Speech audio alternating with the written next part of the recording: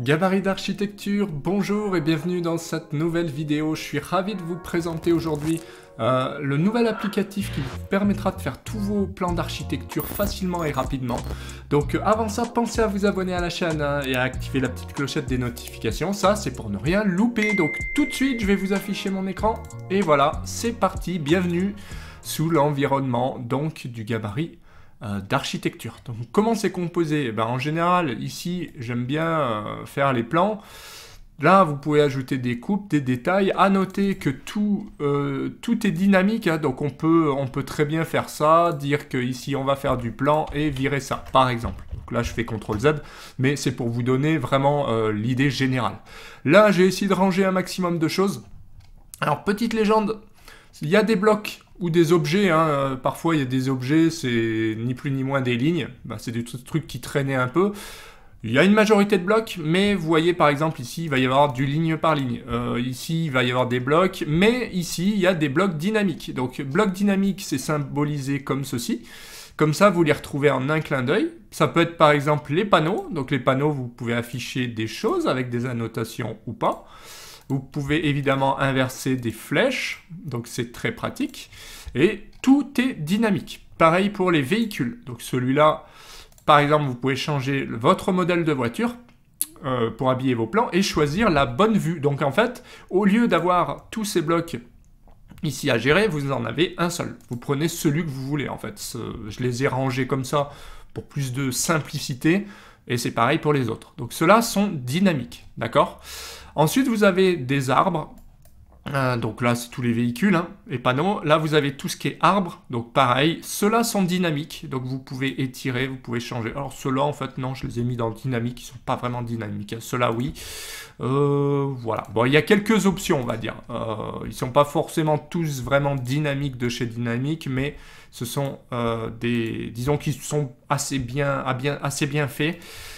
Et par exemple, si vous prenez cela, eh bien, vous pouvez agrandir vos arbres par rapport à votre projet, à la taille que vous souhaitez.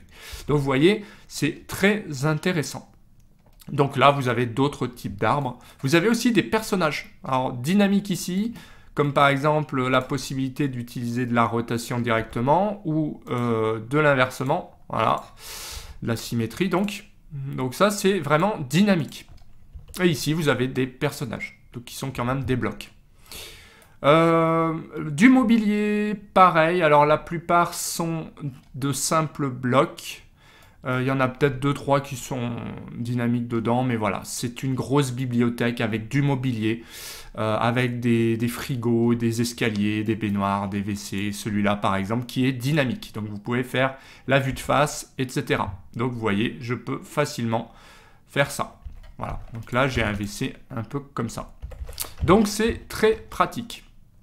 On va trouver dans le gabarit juste dans autre des portes. Donc vous avez pareil des portes qui seront dynamiques ici. Donc ça c'était un vieux bloc porte. Donc à vous de faire le tri. Celui-là je l'aime bien parce que il est très pratique. Il marche bien. Et vous avez tout un tas de représentations de portes. Pareil pour les lampes. Donc les lampes, vous allez pouvoir choisir dans un style comme ça, soit de lampes de bureau, des choses comme ça. Donc là, ce sont des simples objets que vous pouvez vous convertir en blocs. Pourquoi pas?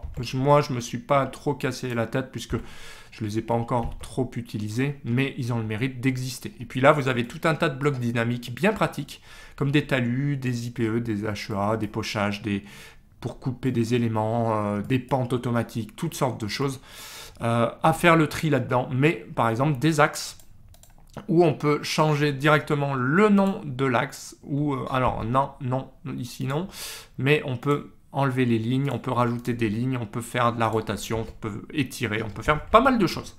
Déjà. Donc vous avez aussi des poubelles de la même manière, donc dynamique. Vous avez possibilité d'utiliser des poubelles. Donc pareil, j'ai fait toutes les vues, mais on peut passer de l'une à l'autre. Voilà, de vue de dessus, vue de face, avec le couvercle, sans le couvercle, etc. Enfin, vous voyez, il y a pas mal de choix. Les Molocs aussi. Donc si vous voulez 4 cuves ou 3 cuves, ça c'est les containers enterrés. Vous avez possibilité d'utiliser des flèches, donc nord-sud, voilà, donc c'est toujours pratique de pouvoir changer le nord ici. Donc vous voyez, très très simple à utiliser, mais un gabarit très complet, donc je vous mettrai le lien pour récupérer le gabarit. Vous avez aussi la possibilité de récupérer tous mes gabarits et toutes mes formations dans un méga pack qui est très intéressant pour le coup, puisque vous serez formé pour gagner 30% d'efficience sur la réalisation de vos plans. Donc voilà pour cette vidéo, j'espère que ça vous a plu. Si c'est le cas, pensez à mettre un petit pouce bleu, pensez aussi à vous abonner et activer la petite clochette des notifications. Ça, c'est pour ne rien louper. Et moi, je vous dis à bientôt pour d'autres vidéos. Prenez soin de vous. Bye!